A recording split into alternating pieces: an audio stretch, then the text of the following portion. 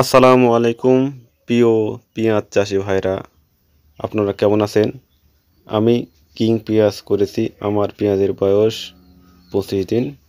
আমি আজকে পেঁয়াজের স্প্রে করতেছি রোবলাল ইউনিক ম্যানকোজেব এন্টারকল দিবেন। আর পেঁয়াজের ভিউ অতিরিক্ত টান দিবেন না, ঘন ঘন সেচ দিবেন। আর আরেকটি বিষয় খেয়াল রাখবেন, আপনারা যারা সুপার কিং পেঁয়াজ করেছেন, সুপার কিং পেঁয়াজে অতিরিক্ত শক্তির প্রয়োজন হয়।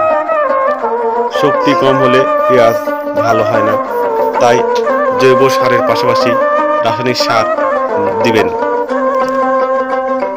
আর আপনারা বিভিন্ন কোম্পানির ওষুধ আছে, সেসব ভালো ভালো ওষুধ স্প্রে করুন, আপনার পেঁয়াজ এমনিতেই ভালো হবে। ওষুধের কোনো কমতি রাখবেন না, আর ঘন ঘন সেচ দিবেন। সেচ আর ওষুধ দুইটা নিয়মিত হলে আপনার পেঁয়াজ ইনশাল্লাহ ভালো হবে। আসসালামু আলাইকুম।